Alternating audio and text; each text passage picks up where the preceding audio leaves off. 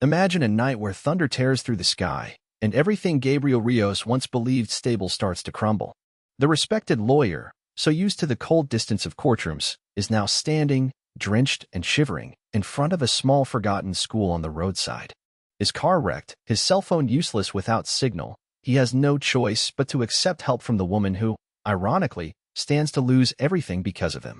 Vitória opens the door, eyes steady, heart on high alert. She recognizes the expensive suit, but doesn't yet know he is the enemy. Inside, powerless and surrounded by children who still see hope through a storm, Gabriel and Vitória are forced to share a space, share silence, and little by little, share secrets. Who is Gabriel, beyond the lawyer who never dreams? And what made Vitória believe so fiercely in second chances? Can you trust someone when every instinct says you shouldn't? And when fate pulls together two complete opposites under the same roof, is it just the storm outside, or the start of their own transformation? Stay with me, because in this story, the unlikely might be just the beginning of an unforgettable love. This story begins on an almost deserted road, in the middle of what seemed like the wildest storm of the year. It was night, but the darkness there was different, heavy, almost suffocating, as if the entire world existed only in the sound of rain pounding against the glass. Gabriel was behind the wheel of an expensive car, the kind that glides over city asphalt. But there, in the country mud, no amount of tinted windows made a difference. He gripped the steering wheel, fingers stiff, a simmering irritation beneath everything: the tense phone meeting, the responsibility of a new case, the thought of spending days away from his apartment, from his carefully timed routine. With no one to organize his things. He never really understood why he'd taken the job. Maybe money, maybe pride, or maybe just to prove to himself he still called his own shots. Only now, nothing felt under control. His phone buzzed with notifications, but he'd switched it to silent. It felt like any bit of news from the outside could pierce the car's fragile bubble and shatter what little piece he was trying to scrape together. No matter how deeply he breathed, his chest stayed heavy, a constant reminder of others' expectations, the name he carried, victories he no longer celebrated. He'd never said it aloud, but there was an underlying sadness, a nagging thought that he keeps running, keeps winning, but can't really say what he's won in the end. The road was like so many others in the countryside, but in that darkness, there was something menacing. The wind whipped the trees, rain slamming the hood in sheets. The wipers couldn't keep up, and his headlights only sliced through a thin patch of fog ahead. Each curve brought a shiver. There were things there he didn't know, unpredictability, the possibility of mistake. All of it so far from a courtroom, from files and neat folders, from carefully planned decisions. Suddenly, lightning split the sky. The bolt was so close, it felt like it exploded inside the car. Gabriel's heart seized, a jolt freezing his entire body. Instinctively, he slammed the brakes, hand shaking, but the car no longer listened. The tires slid, mud and water swallowing everything. For 1 second, all he saw were headlights reflecting off the tall weeds at the side of the road. Then the car spun. There was a dull crash of metal and glass, too fast, and then, silence. The silence was terrifying. Not the calming emptiness of a vacant room, but the kind that waits for something bad. Gabriel sat frozen for a few seconds, trying to make sense of himself, trying to be sure the world was still there. His heart hammered, almost loud enough to hear. He didn't feel pain, but he wasn't sure of anything either, a dumb confusion of fear, anger, and that stubborn pride insisting he was never afraid. His first move was for his phone. He found it on the passenger side floor, screen cracked, no signal. Of course, the world he knew from the city meant nothing out here, in the dark knee-deep in country mud. Gabriel leaned his head back, closed his eyes, took a deep breath. He didn't want to yell for help. Didn't want to admit he needed anyone. The rain only beat harder. Each drop felt like a hammer on the roof. Slowly, the cold crept in. Soaked suit, water trickling down his sleeve, the smell of wet earth seeping through the cracks in the car. He wanted to curse, but no words made it out. Just a heavy sigh, the kind that, if someone heard, you'd know there was pain behind it. For a moment, he considered the easy way, wait for someone to pass, sleep right there. But no, he hated depending on others. Not now, not ever. Pride's like that, tenacious even when it makes no sense. With slow movements, he undid the seatbelt and forced the door open. It creaked. The cold wind outside hit him across the face. Grass, mud, the faint, distant sound of a barking dog swallowed by rain and thunder. There, beneath the storm, Gabriel realized all that grandness he wore in Sao Paulo offices meant nothing out here. He was just a man, lost, tense, cold, and scared, trying to figure out his next move. Out of nowhere, memories from childhood flashed. Silly things, his grandmother sheltering him from the rain with an old umbrella, a warm roll of bread in his hand. He brushed that away, almost irritated. Focus, he told himself. Get out of here. Prove you can dig a way out of even this mess. Funny thing, something in him knew this accident meant more than a scare. Deep down, life was tired of replaying the same days, repeating the script of empty victories. But nobody says that out loud, right? You just feel it in your chest. With every step in the mud, his clothes weighed him down. Expensive shoes sunk deep in the muck. He swore under his breath, almost like a child, and paused to look around. No lights, no signs, nothing to anchor him. Just an overwhelming sense of isolation, as if he were floating in some forgotten corner of the world, far from any safety. The cold turned to shivers, rain soaking down his open shirt collar. His heart beat hard, not only because of the crash. This was fear, sure, but also the ache of someone caught off guard by their own vulnerability. Whoever thinks about what they do alone, wet, lost, with no one to call. Deep down, Gabriel realized. All he wanted was warmth, a little light, someone to say, "It'll be okay." Without knowing it, he was about to cross an invisible line. One of those thresholds you only understand long after you're on the other side. And there, on that road ringed by storm, Gabriel had no idea that what he needed most, and most dreaded, was just steps away, in the form of a closed door, a trembling candlelight in the window of a school the highway had long forgotten. He just wanted out of that night, out of the cold. He didn't know that, in that darkness, his life was about to start over. The smell of rain fills the room before he can even focus his eyes. Gabriel stands for a few seconds beneath the covered porch, feeling water trail from his hair down his back, seeping beneath the fine shirt that now clings heavy and cold to his body. He hesitates, knocking at the door as if apologizing.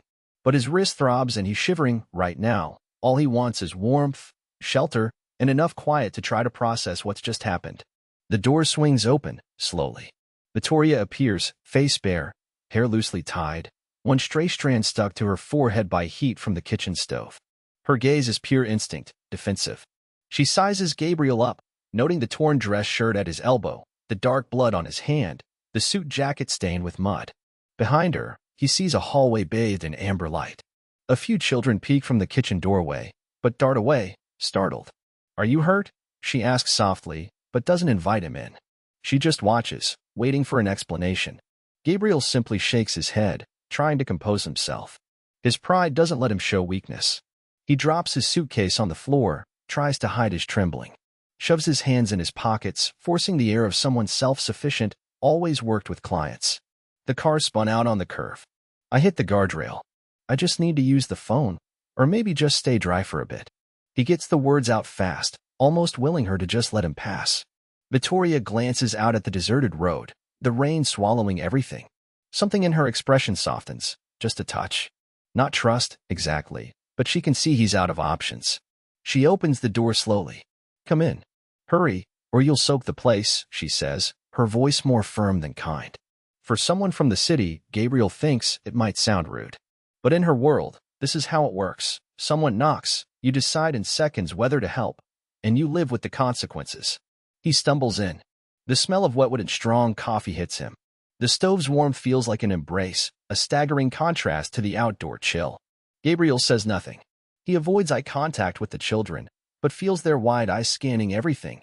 The cut above his brow, the fancy shoes caked with mud, the way he looks like he's never sat on a floor before. Vitória grabs an old rag and holds it out to him. "Clean up, or you'll track mud everywhere." "Need ice for your hand?" He shakes his head, tests making a fist, feels the jolt of pain in his wrist. Hides it again. Nods his thanks, no smiles. She notices that part. It's clear, no one is trusting anyone here. Still, she grabs a plate, puts a piece of cake on it, sends it sliding down the table with her fingers. It's a brisk gesture, but it's all she can offer. "Sit." He lets himself fall onto the only empty chair near the stove. An odd silence settles in. Outside, only the storm.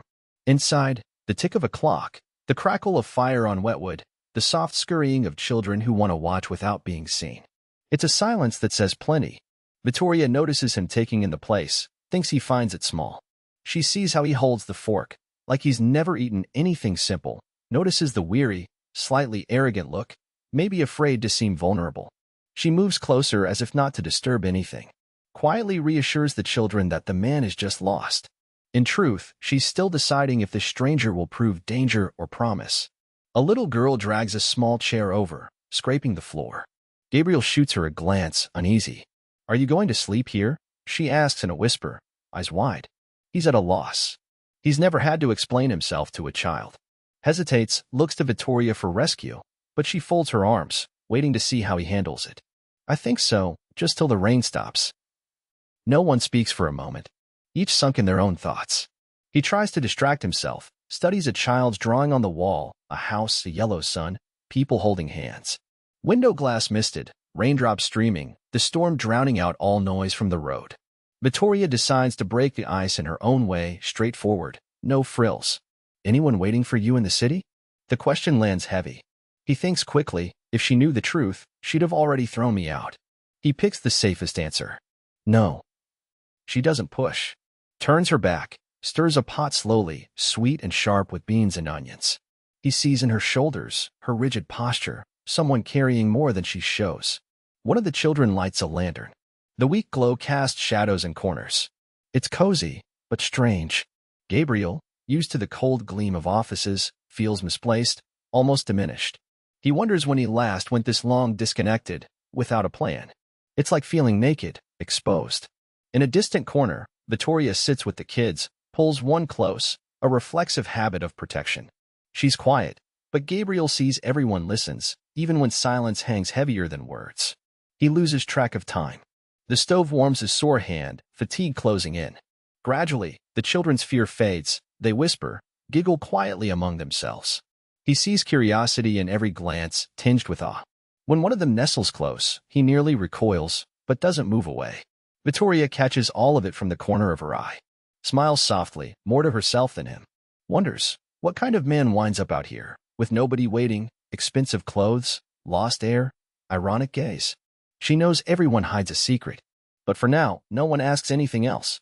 Only the storm and the soft crackle of the fire are heard. Gabriel feels a peculiar peace. Everything he always avoided, silence, meeting someone's eyes, really feeling his surroundings, demands itself here, unescapable. Before drowsing off right there, he's struck by a weird fear that, for some reason, he might not want to leave anytime soon. The school clock had stopped at 6, but there was no way to know how late it was. The only sound was rain hammering the tin roof, each drop weighing on the uncomfortable silence that lingered. Gabriel sat near the window, suitcase beside him. Even that small gesture seemed out of place, like even his imported leather case had to ask permission among wooden toys and crooked drawings pinned to the wall. He glanced at the street every so often, hoping to catch a streetlight's glow, but outside was nothing but gloom. It was cold, and the smell of dampness filled the hall.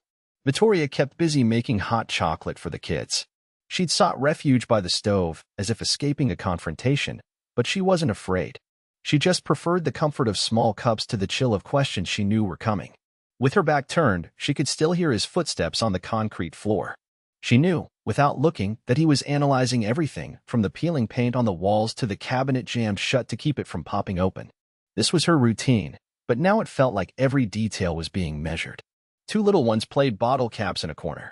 Sometimes they'd pause, sneak glances at the strange uncle, and whisper. Gabriel tried to act like he didn't notice, but it showed, in his fiddling with a wet collar or checking his watch whenever a stare lingered too long. At last, Vitória turned around, brought the mugs, handed him one. Only then did he realize his hands were trembling, maybe from cold, maybe something else. "We don't have gourmet coffee, Doc, but this chocolate's famous around here," she said, almost lightly, though her eyes didn't mask the challenge. He gave a lopsided, sharp smile. "I'll try to survive," he said, glancing around as if to say, "Well, this is what I get tonight." Silence returned, but it was different this time. It seemed to expand, pushing both to sit opposite each other at the table. Between them, an improvised pencil holder stuffed with broken crayons. Vitória tucked a stray hair behind her ear, adjusted her faded brown blouse. She took a moment, studying his face while pretending to organize a pile of papers. "Planning to stay long, or already calling in your private helicopter?" she teased, though it wasn't quite a joke. He looked out the window, then back at her. He knew no rescue would come quickly here. He sighed. "At this rate, I'd better get used to your company." She didn't flinch.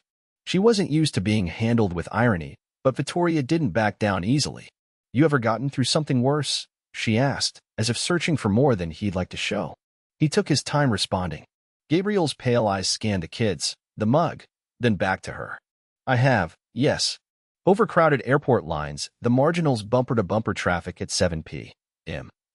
But I'll admit, a powerless school packed with kids was never on my agenda," he said, hint of disdain mixed with adult insecurity, the type that never allows mistakes. She almost laughed, but stayed serious. Filed away another paper, looked him in the eye again. "Shame. Here we don't plan ahead, Doc. We just try to survive each day's surprises." Now there was a hint of sadness, quickly gone. "And here, everyone helps out. Even unexpected visitors." For a second, old images flashed in Gabriel's mind. He remembered his first time in court, the sharp scent of new carpet, the tie choking his neck. Here, the tension was different. It was the struggle to say something kind without betraying who he was. A young girl approached with a colorful pillow. "Mister, your jacket's all wet. Want a blanket?" Gabriel hesitated, looked to Vitória as if for silent permission. She nodded, a discreet smile. "Thank you, sweetheart," he said, accepting. She withdrew, a bit proud. Before silence could grow again, Vitória decided to push. "You haven't asked anything about this school yet. Not curious why we're here." He shrugged, feigning indifference. "I guess every place has someone who likes wasting time on hopeless projects," he shot back, too sharp, nearly cold. Her eyes hardened, but she replied calmly. "Their future begins here. Mine did, too. Maybe yours would have been better if someone had bet on a so-called hopeless project for you." Those words hit, though he'd never admit it. Gabriel realized sarcasm was only half his shield. The other half was fear of what he was feeling, fear of her fierce belief in the impossible. As she walked off to fetch more blankets, he watched her. The way she moved, caring for every child, answering simple questions, coaxing smiles out of restless kids. None of it rehearsed, yet it all made sense. On the outside, Gabriel remained sarcastic, cracking the odd joke about missing Wi-Fi or the smell of home-cooked food. Inside, each silence was an undeclared skirmish. The questions he wanted to ask, he didn't. The things she longed to say, she swallowed. His fingers drummed impatience on the wood. Across, her nails bit into the rim of a hot mug till the metal bent. The kids picked up on it. Soon they created a game to save the city man from imaginary monsters. He tried to look indifferent, but it was hard when one child insisted, "Teacher always saves everyone." Just then, the rain picked up, rattling the roof. Gabriel, caught off guard, flinched. Vitória noticed. For a second, her look softened. He saw it, and looked away. That endless late afternoon, it wasn't only the weather that was trapped. Everything seemed suspended, waiting for someone to give in. Every silence held choices, stay or leave, provoke or open up. And both of them, behind their short remarks and prickles, longed to understand the other, afraid of what it meant. The whole school seemed to breathe that tension. Under that storm, every small act, offering chocolate, sharing a blanket, tolerating a sharp remark, was a crooked way of caring. And, though neither would admit it, both were starting to see, the barriers between them were, in truth, the sort the rain might wear down with time. The power had been out for a while, but no one really complained. The only sound was thick rain drumming on the metal roof, dripping into a forgotten bucket by the door. Cold wind slithered under old doors, making everyone bunch up, tucking their legs inside the shared blanket. The kids still tried to crack jokes, but it was that forced cheer of people who barely realize how worried they really are. Vitória appeared with a handful of candles. Her face, normally bright, looked golden and mysterious in the flickering light. Her large eyes met each child's, one at a time, just to check if they were okay. That was her way, looking someone straight in the eye like making a promise to shoulder the load. No one said it, but everyone leaned on that certainty. Gabriel, sat in a chair in the corner, unsure what to do with my hands. She told everyone to gather in a circle, me included.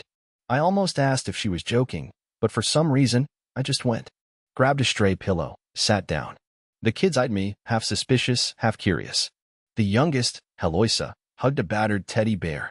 I noticed because, for a second, I wished I had something to hold on to like that. Vitória lit the last candle and set it in the middle of the circle, saying quietly that every night, even without electricity, there's story time. Because stories don't need light, folks, she joked, and a boy giggled like he'd forgotten to be afraid for one moment. As she spun a wild tale about a dog named Pingo and his gang of invisible friends, I tried to look anywhere but at her face. But I couldn't help it. She had a gentle voice, one that made you believe the ending would be happy no matter how dire things got along the way. Her face was all expression, eyebrows lifting when the dog got lost, the corner of her mouth drooping for sad parts. The kids cozied closer on their knees, always near her. With each sentence, she'd glance at someone, make sure no one was left out. So, Taina, if it were you, which door would you choose? Or, Rafa, what would you do if the dog was afraid of the dark? I almost smiled. Almost. Had to cough to disguise it. But I could feel my inner wall starting to crack. It was strange. This woman didn't have to raise her voice to be respected here. Kindness was in every detail, straightening Pedro's blanket without breaking the story's flow, the wordless encouragement she gave the shyest girl to speak up.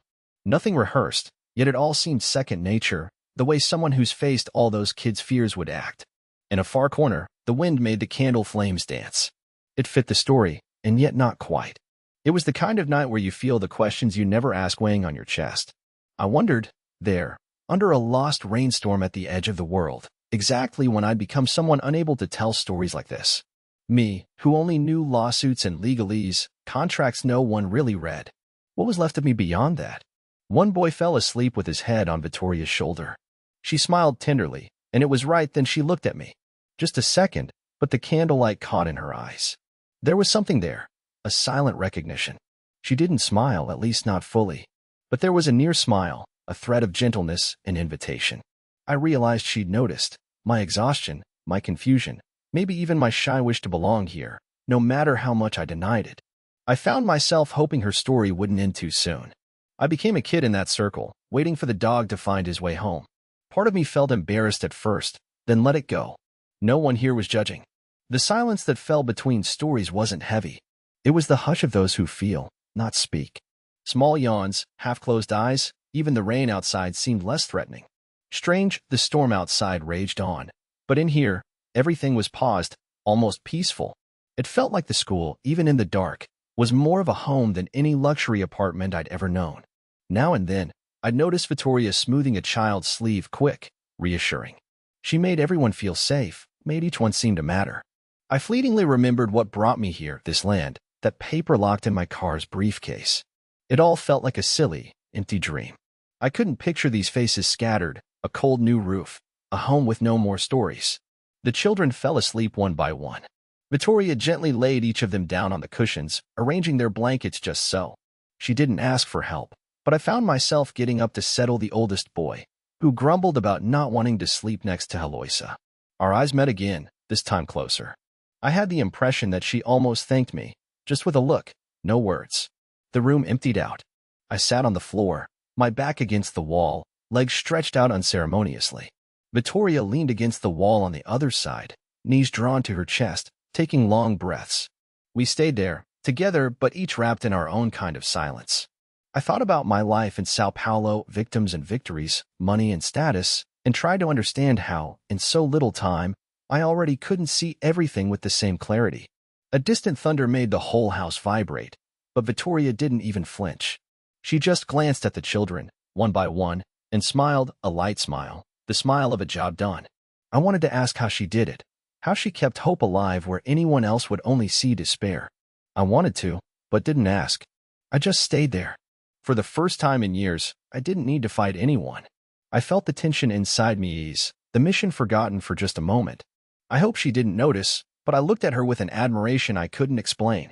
Maybe love, maybe envy, maybe just respect for someone who had built, out of so little, something I'd never known how to look for. Vitória rested her head against the wall and sighed.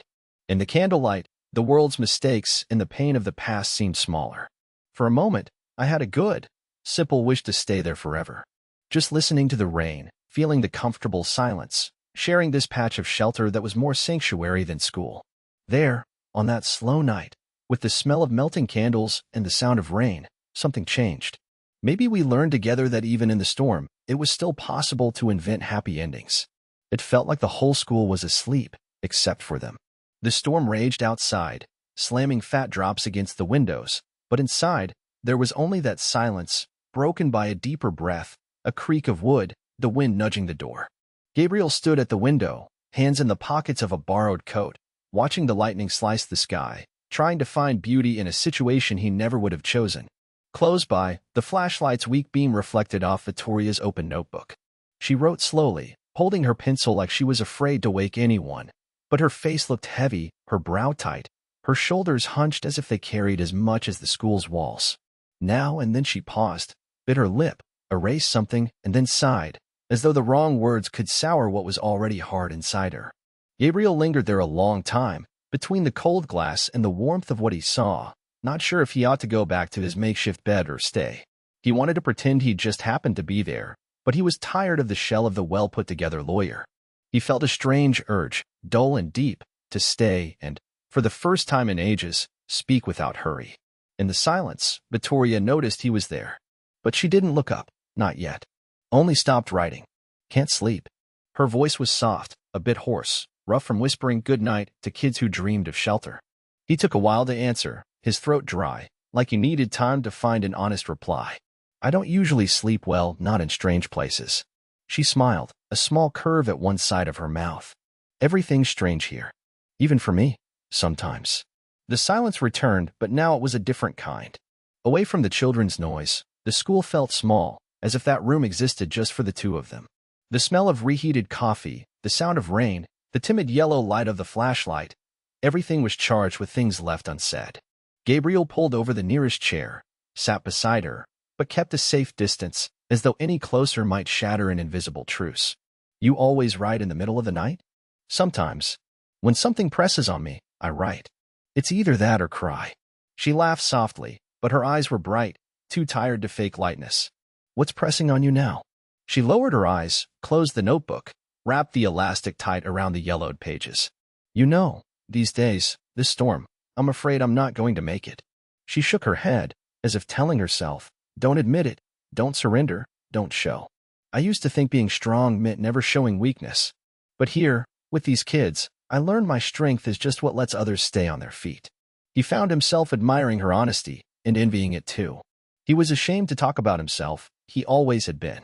I opened this school because, when I was little, nobody opened anything for me. Her eyes drifted off to nowhere, trapped by a memory. I was one of these kids, trembling, wet hair, too few clothes, a look full of distrust, pockets packed with fear, you know?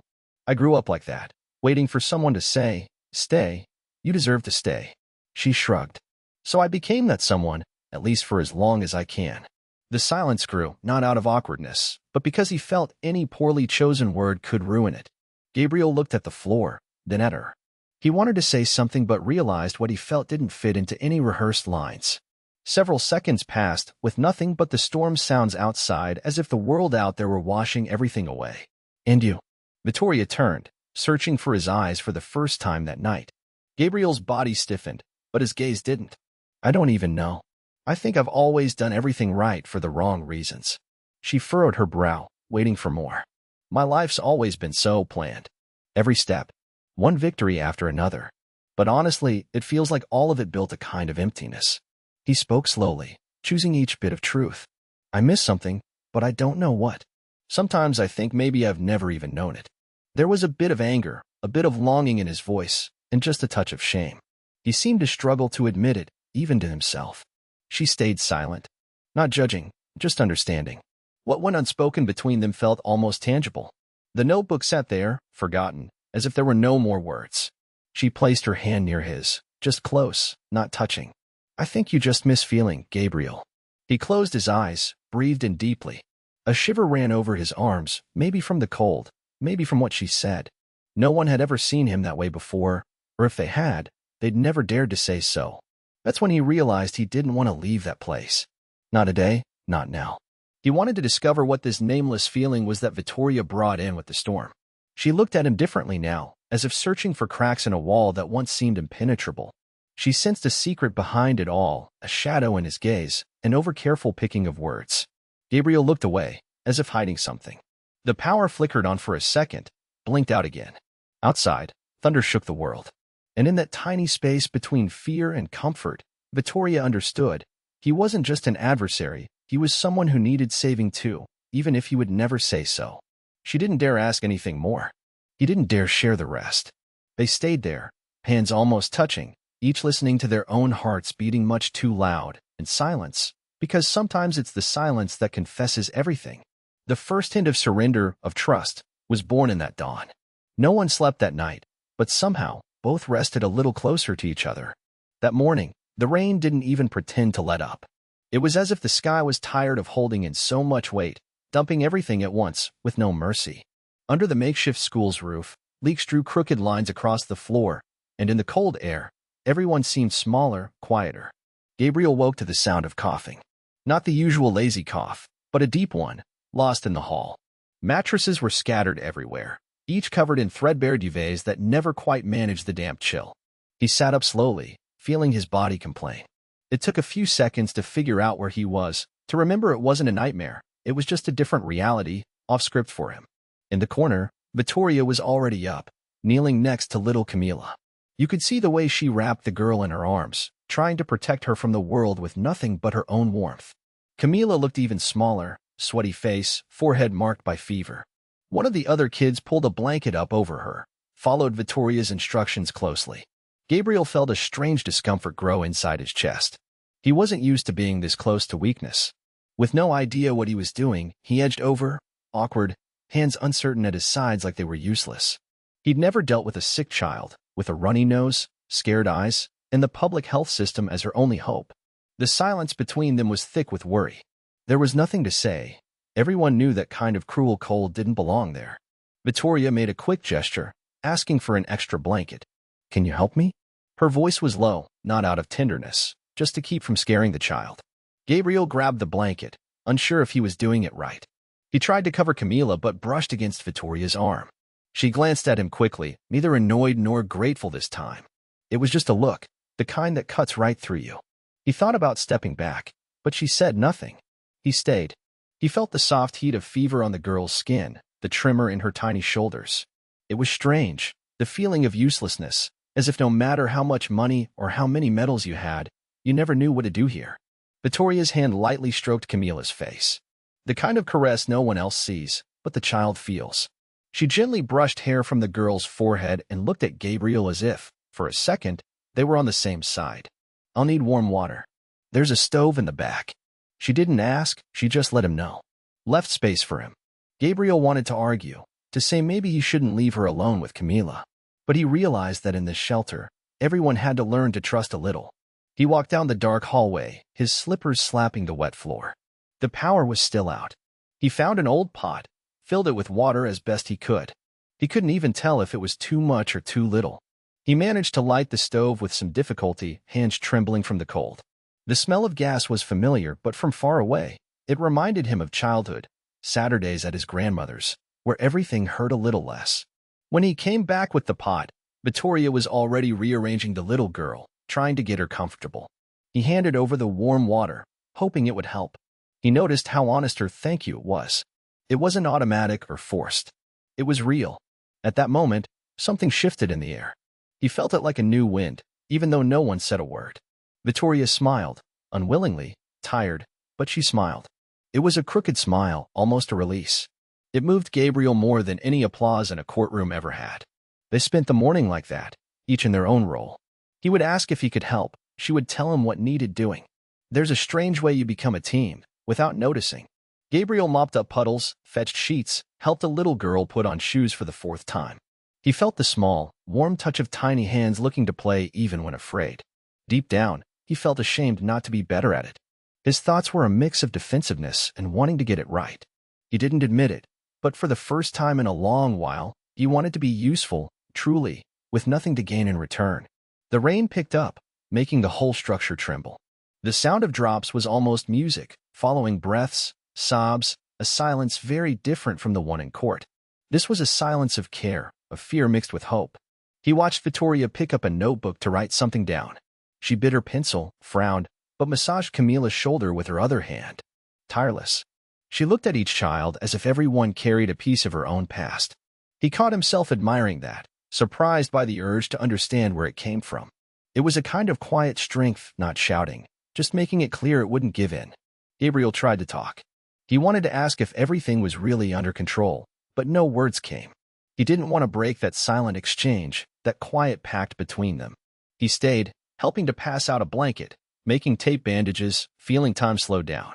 By the end of that long morning, no one mentioned work, contracts, lawyers, or money. It was gestures, glances, and a silence that spoke more than any legal language ever could.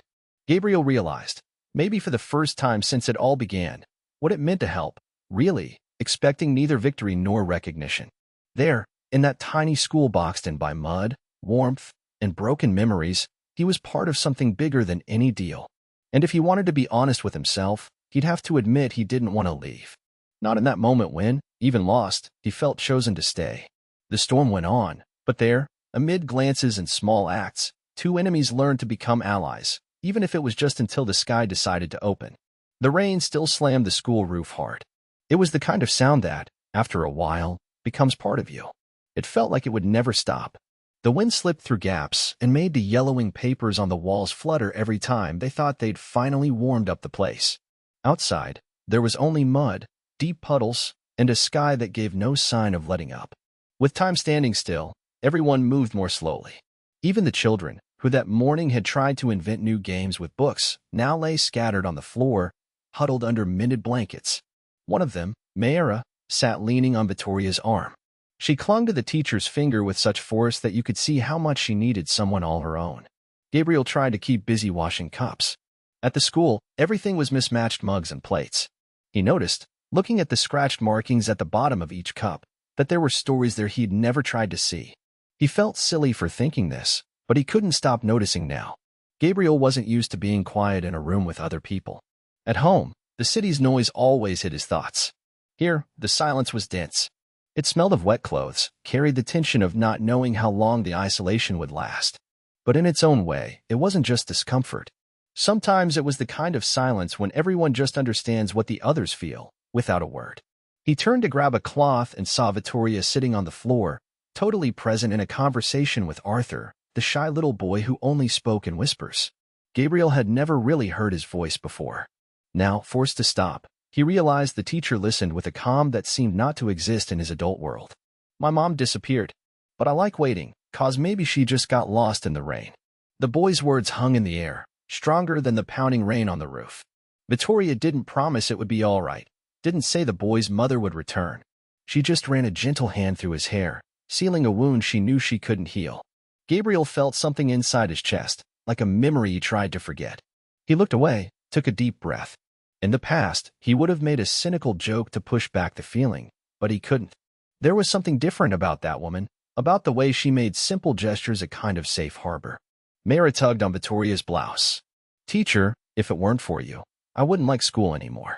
She smiled, but it was a broken smile, the kind that comes from habit but hides so much beneath. "I only stay here because you do. And because, as long as it's raining, we'll all stick together." Gabriel squeezed his mug's handle. He remembered the pitches he used to make for this project, about progress, about the future, about how buildings would bring jobs. But now, looking at the battered room, the hidden hope in the children's eyes, and the way Vitória held them whole amid the chaos, he realized nothing in his own future made sense inside that space. He wanted to leave, but there was nowhere to go. He felt suffocated, but also, strangely, he didn't really want to leave. He decided to sit in a corner by the broken window, watching the flooded street, arms crossed. But it was impossible not to overhear the conversations, as if every word echoed louder when the storm worsened. Someone started telling stories to pass the time, about places never visited, about people who dream big. Vitória let each child speak, never rushed, laughed at silly things just to make someone feel important. These details, which Gabriel had always seen as a waste of time, now seemed like small certainties in a life where so little was certain. At one moment, Vitória looked at Gabriel. The look lingered, no judgment, just honest curiosity. He pretended not to notice, but his face felt warm. For an instant, he thought about apologizing for everything, maybe even for being there. No words came. Over the hours, he noticed Vitória would also watch him from time to time. When he fumbled sewing a button back on, or tried to serve soup without spilling, she'd smile just a bit, a nearly sympathetic, never ironic smile, like she understood that nobody is all bad just because they get lost with a needle or a bucket. By the end of the night, the darkness felt even tighter. The power failed again, and the children needed time to fall asleep, spooked by the thunder.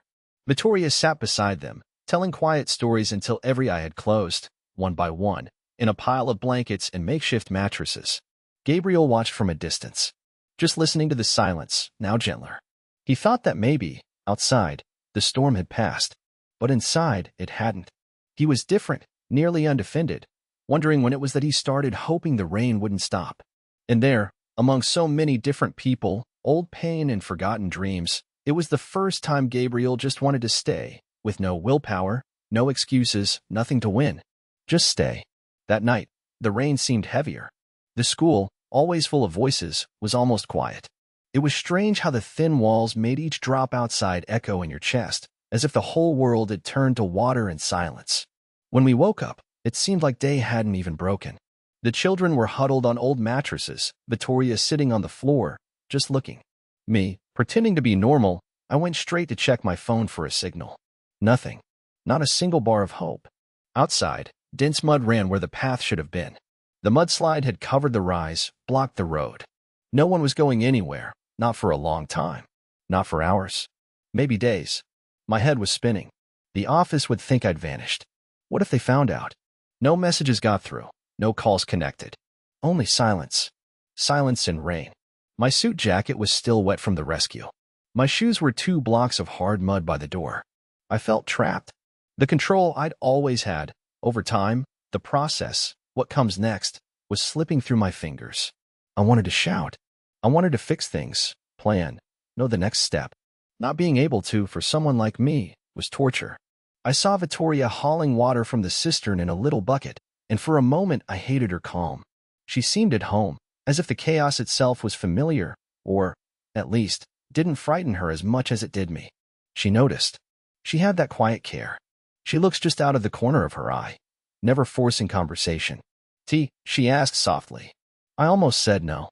I made a point of showing some disdain. She has no idea, I thought. Tea doesn't solve anything. I needed internet, action. I crossed my arms, tense all over. Then I looked into her eyes. And her eyes offered only presence, not a solution. I felt everything racing inside my chest. Anger, fear, exhaustion, the conviction that I didn't belong there, but also something strange. Something heavy and good. The smell of chamomile tea filled the room. Vitória set the mug near me, not insisting, because she knows the no I said aloud wasn't the same as the yes I gave with my eyes. I'm not built for the kind of care she gives. I felt a strange warmth rise to my face, even though my hands were cold. I did everything not to tremble. I held the cup awkwardly, steam clouding my thoughts. With every sip, I tried to swallow my anxiety, but it stayed right there, unmoved, taking up space. She sat across from me, hugging her knees. No one said anything. It was just the two of us, and the silence was too heavy to be comfortable, but too light to be just empty. A few minutes later, while the wind rattled the windows, I saw her spreading out a blanket, slowly, without looking at me. She just put the fabric down beside me, like it was nothing, but I knew it wasn't. The way the blanket ended up in my hands, hesitant, never by direct touch, said as much as any argument. It would have been so easy to refuse loudly, and so impossible not to accept in silence. I wanted to know if she felt the same cold I did, not in her body, but that invisible cold, inside. The kind that makes you think you'll never fit in anywhere again. Meanwhile, across the room, a little girl woke up crying softly. I saw Vitória start to move, but it was one of the kids, Pedro, who crawled over to her, hugged her, whispered in her ear. I found myself watching and, without meaning to, realized I'd never known how to comfort someone like that. Maybe I'd never learned. What had these kids seen here that made them trust so much? I looked back at Vitória. Now she looked at me, but not really, she looked through me. Almost like she could see everything I couldn't say. My lies, my fears, my questions. It was only in that silence that I realized how much I didn't know how to be quiet. The emptiness after a battle always terrifies me more than the fight itself. "It'll pass," she said. When our eyes met, her voice a thin thread that sounded more like a prayer than confidence. I wanted to believe her, but my need for control got in the way. The blanket in my hands felt like it weighed a ton.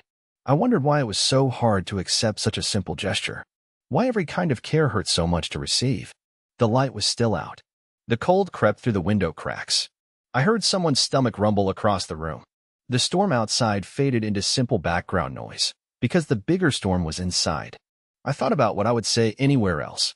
I'm a lawyer. I can fix this. I have contacts. I'll get help.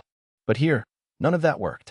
Maybe it was the smell of stale bread, or the way Vitória kept that strong look even when exhausted, but something in me started to give. I wanted to say thank you, but the words wouldn't come. I just sat there, holding that blanket, and maybe that's it. Some things you only accept in silence. Some words don't need to be spoken. Deep down I knew. I was starting to understand. Her world was made of this full silence, these small gestures. I was just someone else, trying to learn to stay. Trying, for the first time, not to run from what I felt. And in that moment, without a word, she knew. Because when she smiled softly, sitting on the cold floor, the silence between us changed. It no longer felt like an unscalable wall. It just became a place where two tired adults could, finally, rest for a while. Funny how, after 2 days cut off from the world, the sound of rain stops being frightening. The storm becomes a background track, and the cold, which on the first night felt impossible, now settles into the corners of the school like an unwelcome guest. The smell of lukewarm tea and day-old bread mixes with muffled giggles, and in the hallway, Gabriel can feel his own footsteps losing that usual weight, like he's walking in another world, a world made of small hands, drawings on the walls, and voices that don't ask permission to exist. He was always discreet. It was easier to slip by in an expensive suit and glance over contracts than to look someone in the eye. But here, with the power out and the phone dead, there's nowhere to run. No urgent emails, no assistants to cover the rest. There's only him and his own silence. In the morning, he watches Vitória taking old plates from the cupboard. Such a simple gesture, almost invisible. She speaks little, just what's necessary, but she always sees, even when she pretends not to. Her eyes are calm, but they're carrying something strong. Gabriel tries to figure out what it is. Courage? Toughness? Or maybe just the look of someone who's carried too much fear and learned how to survive. The kids wander around the room, building a castle out of cardboard boxes. One of them, little Lara, approaches Gabriel and offers him a piece of chalk. He draws back, a little uncomfortable. He's not the kind of man who takes drawings, never has been. Then he realizes how ridiculous that is. What is he afraid of? Accepting an innocent invitation? Letting the armor slip? Will you draw for me, mister? The question is so genuine, there's no room for irony. He takes a deep breath, feeling the eyes of the other kids and Vitória on him. He gives in, takes the chalk, sketches a lopsided house. The kids erupt in celebration and start decorating it with flowers, just because they can. A smile escapes him, strange, almost unintentional, and he tries to hide it, but Vitória notices. She's next to him, wrapped in an old coat, quietly laughing that shy laugh that only appears when she forgets to put her guard up. In that moment, Gabriel realizes he's not pretending to be so cold anymore. His cheeks are warm, there's something good fluttering in his chest. He catches Vitória looking at him as if she can see something improbable happening. The straight-laced lawyer, the distant guy, now with chalk-stained palms, laughing for real. The silence between them has changed. It's no longer tension, it's a kind of truce. A safe pause where no one needs to pretend to be strong. In their exchanged glances, Gabriel feels unspoken questions. Do you want to stay? Can you see how much this means to me? Have you ever felt as alone as I do sometimes? Early in the afternoon, while the children nap on piles of blankets, Vitória walks into the kitchen to make more tea. She comes closer, not looking him in the eye, and asks if Gabriel wants to help rip up some scrap paper. He doesn't know what to say. Since when does anyone ask him to help with something so childish? He agrees, just so he doesn't have to stand there doing nothing. Their hands brush as they reach for the same package of paper. It's only a quick touch, probably accidental, but the effect is immediate, a shiver, the kind of jolt that wakes up your skin to a nameless longing. They look at each other a heartbeat too long. Nobody says a word. Their breathing hangs, thick, in the air. He acts like he's unfazed, but he can't really fake it anymore. Vitória notices and turns her head away, a faint blush rising as she tries to hold herself together. Gabriel sees a crack in her, something flashing through, the urge to let her guard down, if only for a second. Have you always been like this? She blurts, crunching the paper. So closed off. He hesitates. No one ever asks him that.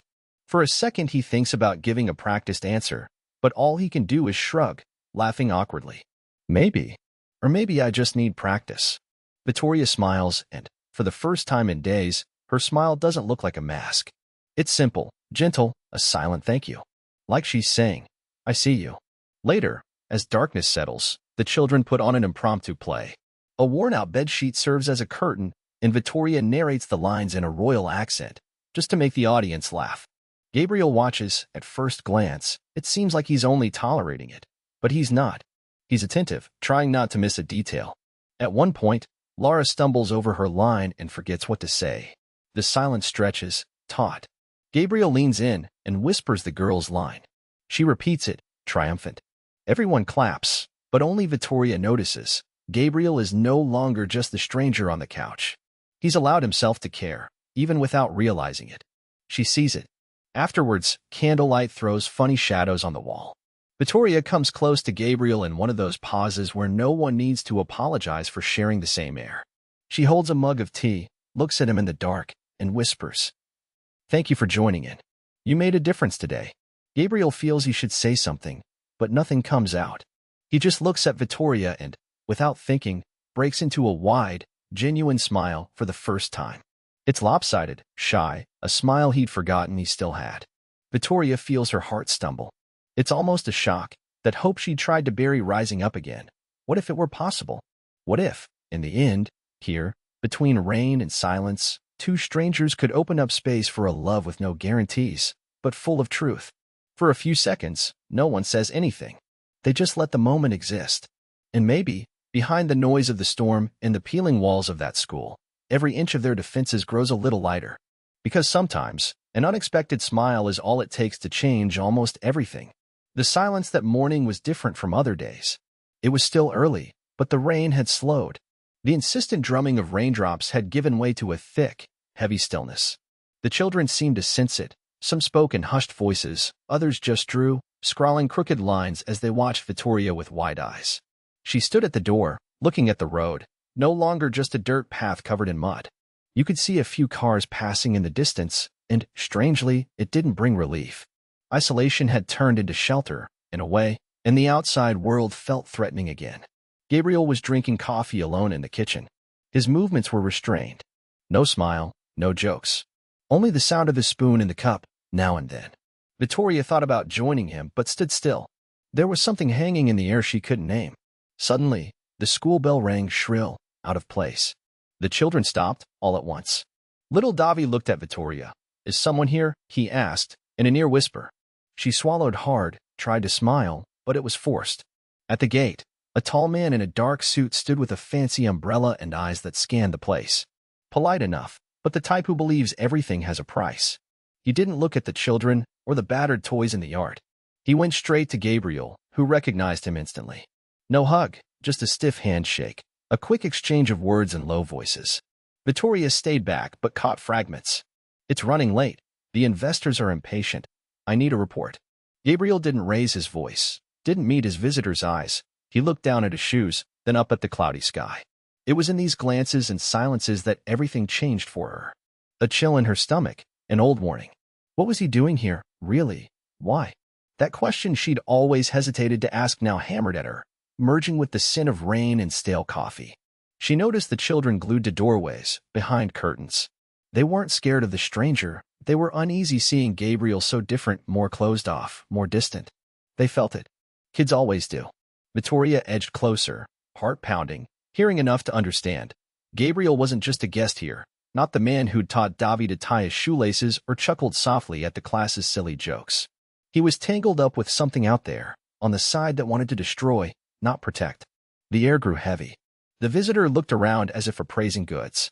He asked questions under his breath, every line like a blow. "How much is the land worth? What's the cost of clearing it?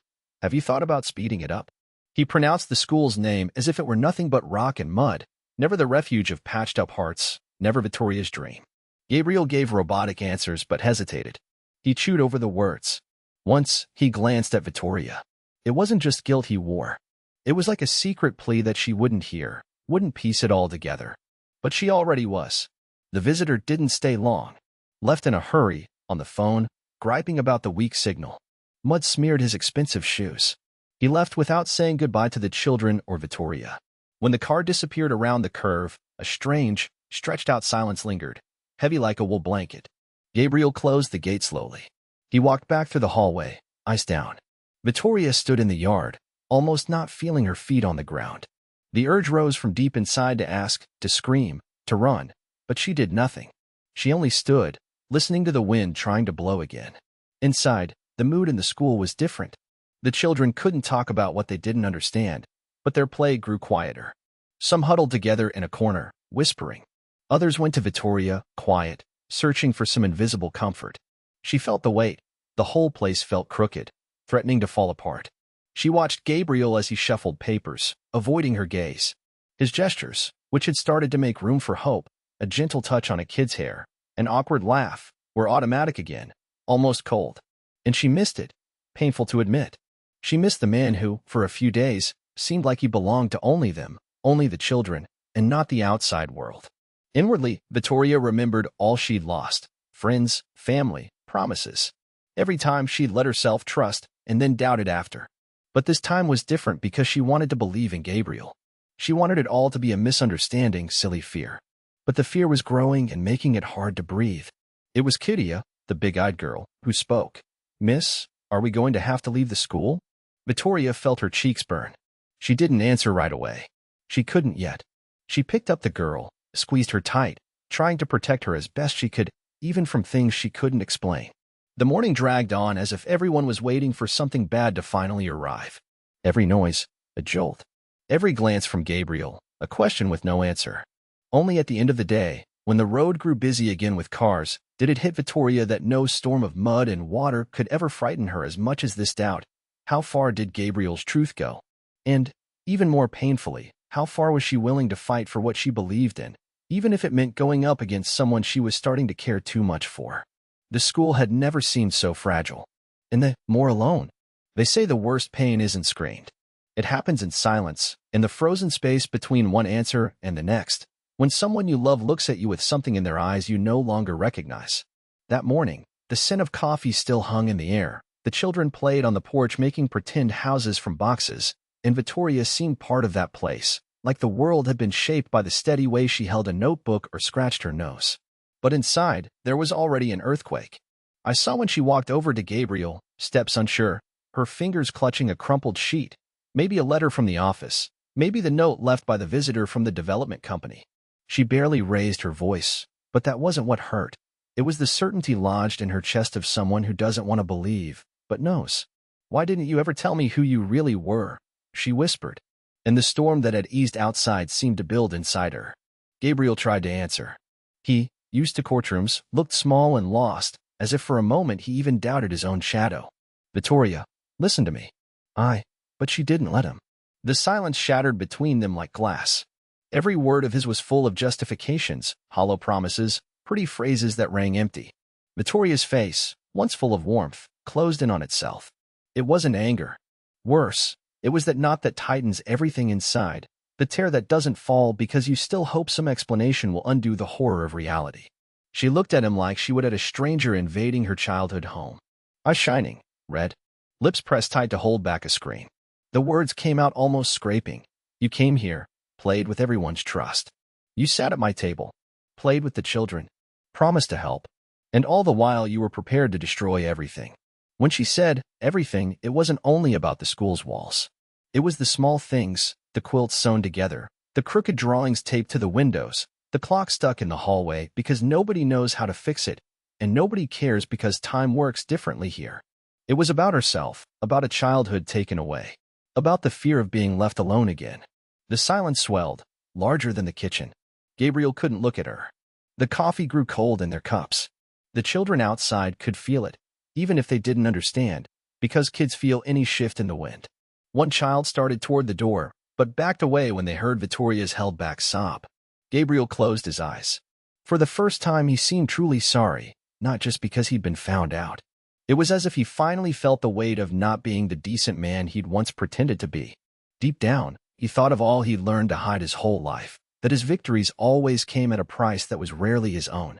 That protecting his own story was easier than admitting he could change. Now, watching Vitória cry, he realized he'd crossed an invisible line. This woman wasn't just a name on the other side of a case, wasn't an obstacle for the firm's plans. She was someone he felt something for, something that hurt all over. But he didn't know what to call it. He just knew he was losing, and there was no argument that could reverse the verdict. "I thought I could change things," he murmured. "I thought I could, I don't know. Be someone better." He opened and closed his hands, not knowing where to put his body, suddenly ashamed. Vitória trembled. With anger, maybe. With despair, for sure. Go away, Gabriel, she said, in the hardest and saddest voice a person can manage all at once. Just go. The rain drummed on the roof, relentless. It was all you could hear. Each drop, an accusation. Gabriel's face looked older than ever. He ran a hand through his hair, an automatic gesture to anchor himself before he broke down. He looked around, trying to memorize every detail, the chalk-scribbled table, the palm trees waving like arms asking for help, the jumble of kids' boots by the door.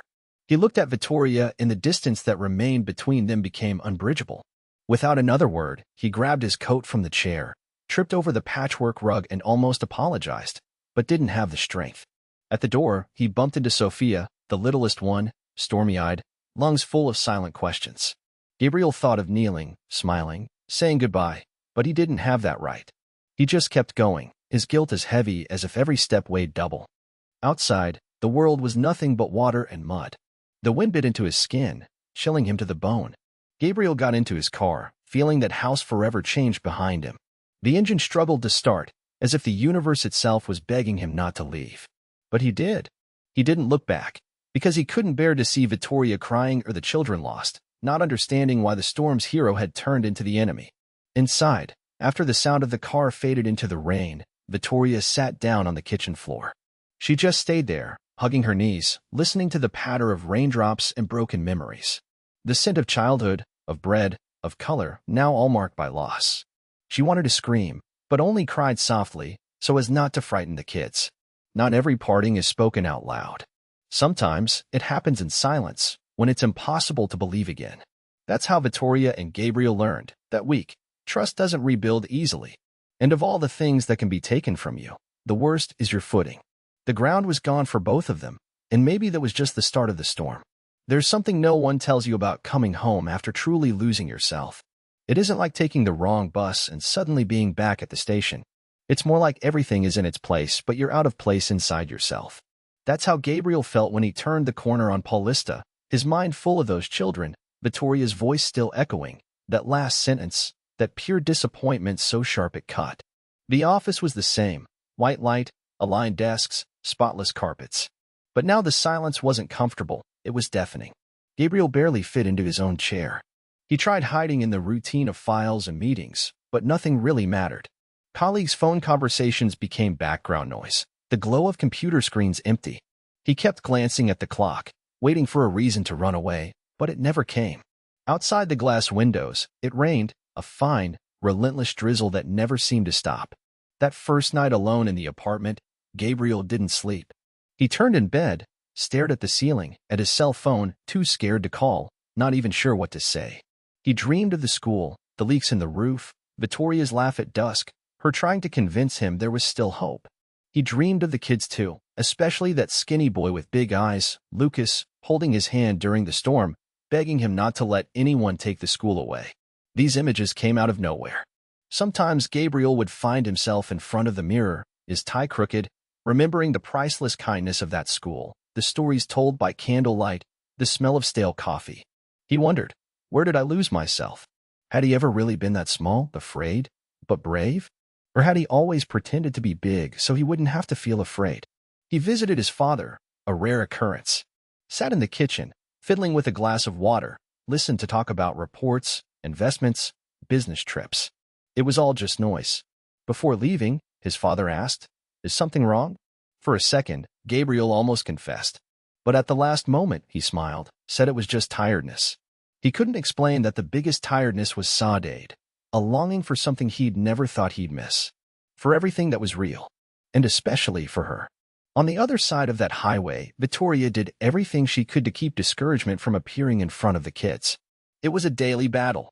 The roof was leaking, the stove unreliable, but she smiled and played, drew with them, told stories of warriors who never give up. But the stories now seemed less magical. She'd look at their expectant faces, and inside, a new sadness took up too much space. Sometimes her hands trembled correcting a workbook. Vitória found herself standing in the doorway between lessons, gazing at the empty yard, remembering Gabriel's presence, the careful and annoying way he had, the look in his eyes that hid more than any words. She'd wonder, though she'd never admit it, if he missed her too. If somewhere, even far away, he was sorry.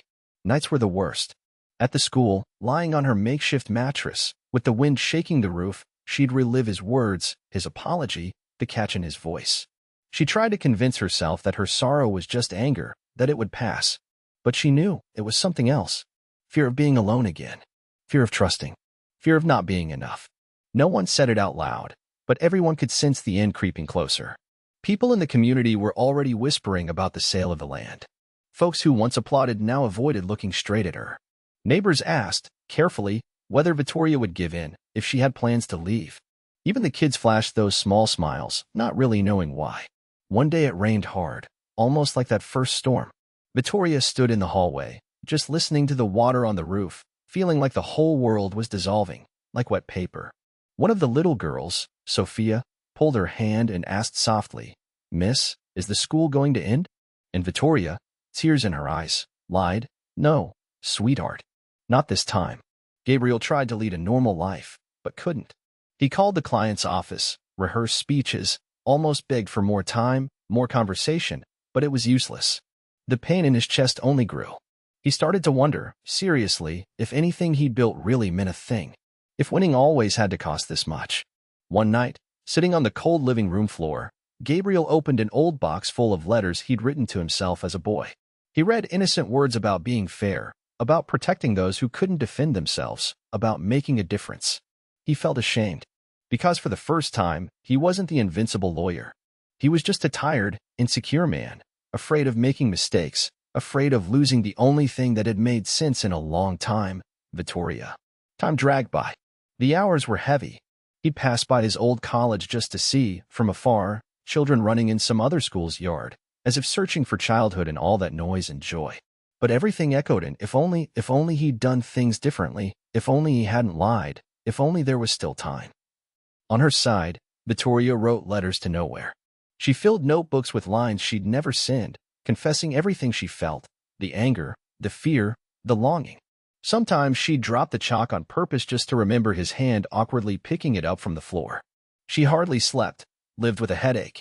She prayed in a whisper, more for courage than for hope. In the mirror, neither of them saw the faces they used to have. As if the storm had changed the shape of things, nothing seemed to fit quite right anymore. The silence between them was now distance, but also a space waiting for someone to make a choice. No one knew how to cross it. That's the hardest part of love, not knowing if it's worth fighting for when fighting means risking yourself again. But maybe, deep down, inside that fear, there was already the start of something that refuses to die. The sky dawned heavy, the kind you can feel even with the windows closed. The wind circled the school, howling softly as if it knew that, on that patch of ground, it was the last day. The children arrived quieter than usual, holding their notebooks or each other, almost as if they could hold time in their small hands. Vitória opened the gate and stood there, waiting for each one to come in, trying to smile, but her smile never reached her eyes, no matter how hard she tried. The smell of wet earth filled the yard. It was the smell of ending, but also the beginning you only recognize once everything that felt safe is already gone. Neighbors began gathering outside, surrounding the place with their presence and their silence. Nobody wanted to talk too much, because any word could bring the tears rushing out. Ismet, the lady from the corner shop, the young guy from the garage, and his mother, they all had memories tied up in those bricks and the sound of kids' voices. The power had already gone out again, but nobody minded. It seemed wrong to switch on the lights for a goodbye. Vitória went inside, looked at the crooked drawings on the walls, lines so full of hope they hurt. She wanted to rip everything down, take it all home, but she knew, it's not objects that save memories. It's courage. But right then, even she didn't have enough of that. A distant thunder made the children shrink into themselves. Vitória called everyone closer, and they came, trusting that makeshift shelter, the same way they had back in their first days of school when the fear of the unknown was still stronger than habit. She didn't promise anything. There was no way to promise protection against something so big, so far beyond their control. Outside, the construction company's truck showed up, almost silent but not invisible. The site foreman stood next to the pickup, glancing at his watch. Everything was so calculated, so different from the world of the school. Some men wore brand new helmets, boots still clean that had never touched that mud. They were outsiders, no matter how polite they tried to seem. Vitória squeezed her eyes shut, just for an instant. wished it was a nightmare. She knew it wasn't. She felt something shift, a current in the group, everyone turning to look the same way. And then he appeared. Gabriel. From a distance, half-soaked, dark gray jacket sticking to his body, eyes shut in a mix of fear and resolve. His steps were hesitant, like someone unsure if he belonged. Still, he came closer. No one spoke, but in that silence, everything was understood. The lawyer who had come to take everything away was there in the middle of the crowd, but without his colleagues, without the arrogant posture from before. Just that tired face, maybe full of regret. Vitória froze. She had no idea what to expect. Her heart sped and slowed in the same split second. Part of her wanted to run up and ask what he was doing there, to yell, to kick him out. Another part, the part he had managed to reach without a single word, begged her to believe he'd come to do things differently. The children clung to her hands, searching for answers. João, the youngest, tugged at the hem of Vitória's dress. "Is he going to take us away, Annie?" he whispered, his voice barely there. Vitória knelt down, her eyes wet, and whispered back, with no certainty at all, "I don't know, sweetheart. But I'm right here." The residents stepped back instinctively, opening a kind of path between them and the front of the school. Gabriel walked slowly, looking each one in the eyes. He seemed to be apologizing, though he said nothing. An old woman murmured something, fidgeting with her apron strap. No one smiled. At least, not for real. Gabriel stopped close by, but not too close, as if he was respecting some invisible boundary. His breathing was quick. You could see his chest rising and falling under the wet jacket. He didn't take his eyes off Vitória. Something passed from him to her, maybe sadness, maybe longing for something that had barely begun. The foreman, uneasy, came over and whispered in Gabriel's ear. The lawyer didn't even answer. He just kept staring at the school. The wind moved through them all, carrying old leaves, blowing dust into their eyes. Someone sobbed quietly, a child hiccuped. The scent of fresh bread drifted from the kitchen and back, an aroma trying to anchor memories to the place. Vitória fought not to fall apart. She wanted to ask why he was there, but her throat was locked tight.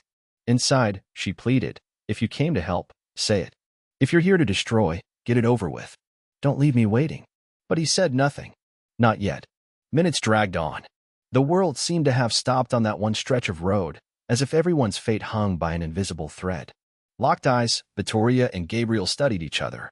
She searched for some clue. He looked trapped in an impossible decision. In that silent exchange, everything was there. Hurt, hope, guilt, longing, and a deep fear of losing themselves right then. The children gripped Vitória's hands tighter. She wanted to shield them from everything, even from the man who, though she'd never admit it, had already gotten into her heart. Gabriel took a deep breath.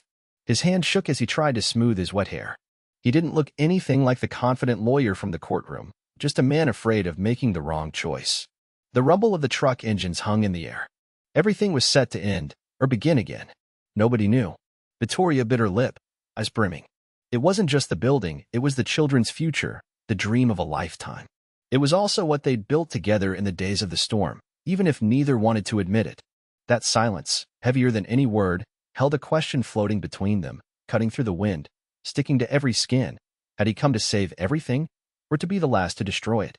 No one knew. Not even him. They say courage shows up when there's no more running. I think that's how it was, because up until that very moment, nobody knew which role Gabriel would choose. He stood there, rain-soaked shirt clinging, face grave, right in front of the school he was supposed to tear down. The children clung to Vitória's skirt, the storm drowning out everything except the silence that came when he moved. The microphone was sitting on a wooden crate, wires coiled and a faded birthday sticker dangling off one corner. Gabriel picked it up with trembling hands. "I saw it." He glanced at the crowd, but paused just a second longer on Vitória's face. Her hair plastered to her forehead, arms wrapped around herself, trying to hide how scared she was. He began, and it was strange to see a man always so sure stumble over his own words. The bulldozers were right there, engines running, ready to rip the school apart. His client was glaring at his watch, rain dripping down every face. Some cried, others stood firm, feet shifting in the mud. Water drumming on the tin roof, flowing over the ground. Gabriel drew in a ragged breath, squeezed the mic. "They called me here to demolish a dream. I thought I could do it, but I can't. It's not right. Today, I choose to stand with the people who built this place. I choose the children. I choose Vitória." No one moved. Someone choked back a sob. Vitória opened her fist without realizing and let herself relax, just a bit. The children went silent, but one of them scuffed a boot through the mud, moving 2 inches closer to Gabriel, as if maybe it was safe now. The bulldozers quieted. It was as if everything froze in place for a moment, just enough for his courage to take hold. The lawyer everyone thought was so cold shut his eyes and spoke up. I know I'll lose my job. No, I'll disappoint a lot of people. But I can't keep pretending anymore. I want to stay right here. His client shouted, threatened, but must have realized nobody was listening. Gabriel let go of the mic and walked, slowly, to the edge of the school. He faced the workers. One looked at the other, eyes wide, waiting for orders, but all that came was thick, heavy silence. The kind that makes you hold your breath before you notice. Most people expected Gabriel to leave, but instead he took off his jacket, already stained with mud, and dropped it on the step. When he planted himself in front of the first bulldozer, it wasn't for show. He was just a tired man, scared out of his mind, but determined not to move. He was trembling, but he stood his ground. Vitória went to him. I saw the doubt on her face, the urge to believe, warring with all the pain from what had already been done to her. For a second, a startled bird. But she went, stepping softly. When she reached his side, they didn't say a word. They didn't have to.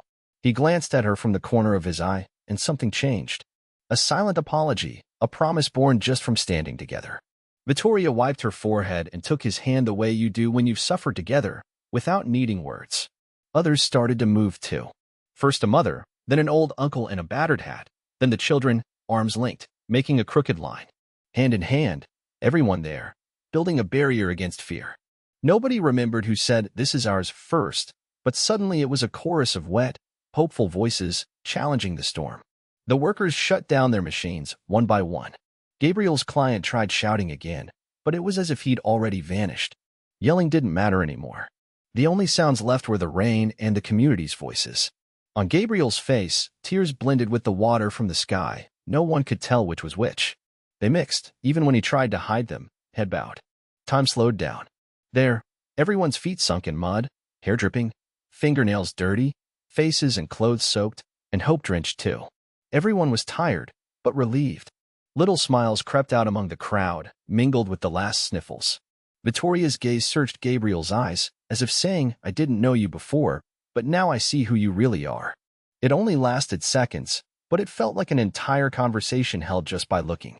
The fear deep in his eyes made way for something new, the light of someone who finally understands what they're holding on to. The children, less frightened now, started to let go and ran between the adults. One tugged Gabriel's sleeve, grinning between broken baby teeth. "See? Now no one can take the school from us." He knelt down to their level, and right then, something small but enormous happened. Gabriel smiled. Not that polite lawyer's smile from a courtroom win. A real one, like he'd finally found again something he'd long ago let go and forgotten. No one said it out loud, but everyone felt it. That storm that had seemed like the end was actually a beginning.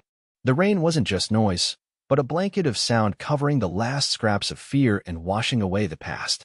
With her hands still shaking, Vitória looked at the school, then back to Gabriel. He answered her with a calm gaze, a silent thank you for never giving up, not on him, not on the children. It was as if, despite all the mess, all the fear, they had found shelter in each other. There, in the mud, surrounded by noise, sweat, and tears, nobody needed words to know they were truly together. Gabriel had chosen to stay. And now, finally, it was real. The next morning doesn't even feel real. The storm that looked endless vanished so suddenly the air felt light, as if the whole school could take its first real breath in ages. The clouds still dragged their leftovers across the sky, but up by the treetops and the crooked roof tiles, the sun is breaking through. Shy, almost hesitant, it's enough to color the world again. Vitória sits on the front steps, legs still damp from the night before. Her hair, tied up any which way, carries the marks of little Sophia's hands, who insists on braiding it. She smiles a weary smile, but it's filled with something new. You couldn't call it just relief. It's like, for the first time, she can allow herself to believe, not just in the school, but in herself. Gabriel is beside her, looking out at the churned-up yard and puddles. He seems smaller without his suit, just rolled-up sleeves and muddy shoes. Still not sure what to do with his hands. One of the boys brings him a broken toy car. That's it.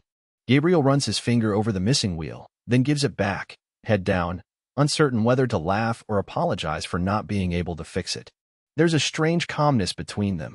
The children are running, yelling, filling the air with the sound of life, but near Gabriel and Vitória, it's quiet. Not empty, a silence that fills you up. Neither says a word because, maybe for the first time, words would get in the way. They just look at each other, really look, like people who didn't know they needed something until they finally found it. I remember her face when the tractors drove away. She looked exhausted, eyes shining with fresh tears, but also startled, like someone who'd braced for a fight their whole life and suddenly didn't have to fight alone anymore. Gabriel, on the other side, still breathing heavy from letting himself be seen, seemed changed. The lawyer who always had an answer now seemed to have none, and didn't even mind. He thinks about everything he left behind. His phone is still off, far away. The watch he obsessed over isn't even on his wrist. His shirt is stained with mud, but he doesn't care anymore. He tries to imagine just staying there, not for another day, but for as long as he can. For the first time in years, he doesn't have to think about winning. Vitória bites her lip, the way she does when she's trying not to let on how moved she is. She senses Gabriel watching her and almost looks away, but doesn't. Holds his gaze. They sit, the silence between them thick with meaning. In her eyes, there's still a flicker of fear, a yearning to trust, haunted by all the times it's hurt before. One of the girls comes close, takes Vitória's hand, brings it to her head asking for affection. Vitória bends down, and for a few seconds Gabriel just sits, watching it all like an old family movie. You see a look on his face, missing something he never really had. He feels it, and it scares him, but he doesn't retreat. Gabriel crouches, slowly, down to almost the children's height. He gives a snort of laughter, half stifled, as a wet ball splashes mud on his pants. A few years ago, it would have been a total disaster. Now, he just feels the cold water and laughs quietly, scratching his neck, the heaviness falling from his shoulders. He looks at Vitória again and wonders, how did everything change so fast? He still hears, deep down, that voice that always told him not to believe in things like this. At the same time, he doesn't want to put his walls up. He wants to stay. She feels his eyes on her, and answers with a small, almost shy smile. For the first time in ages, Vitória realizes the school is more than walls and a symbol of resistance. It's a place to arrive. A place where it's possible to dream again. The smell of wet earth rises, sweet and strong. Now the sun truly shines through the broken window, painting their faces gold. Someone yells lunch is ready. The aroma of rice and beans mingles with children's laughter. There's fresh bread on the makeshift table. Gabriel, without a second thought, accepts the kid's invitation to sit down and, suddenly, he's there, sharing slices of bread like he's always belonged. No one talks about the future, or the problems that will surely come, because they will. Life is messy and full of challenges. But right then, only the now matters. The now of dirty hands, hungry bellies full, a bond being woven gently, without any fuss. Vitória watches Gabriel smiling at a group of boys, listening intently to a tale about a frog that showed up during the storm. The way he listens, truly listening, takes her breath for a moment. She never imagined seeing that same distant, closed-off man giving himself over to the ridiculous magic of a story invented by a child. Something warm spreads through Gabriel's chest, as if someone lit a fire inside at last. And she notices, dabbing a tear away with the back of her hand, that maybe she doesn't have to guard herself so much anymore. They're all there, together, under that clear sky, a miracle after so much rain. They don't declare their love, don't promise anything aloud. But when their eyes meet, every small gesture, each long breath, the careful tucking of a stray lock of hair, says, you can stay. And he does. They all do, Vitória, Gabriel, the children, the elderly women from the community, even the mangy dogs flopped by the door. And in the wet earth where an apartment block could have risen, something new is really beginning. No guarantees, but there is hope. No masks, but with fear, because loving is just that. But now, together. If the storm ever comes back, it will be different. This time, none of them will face it alone.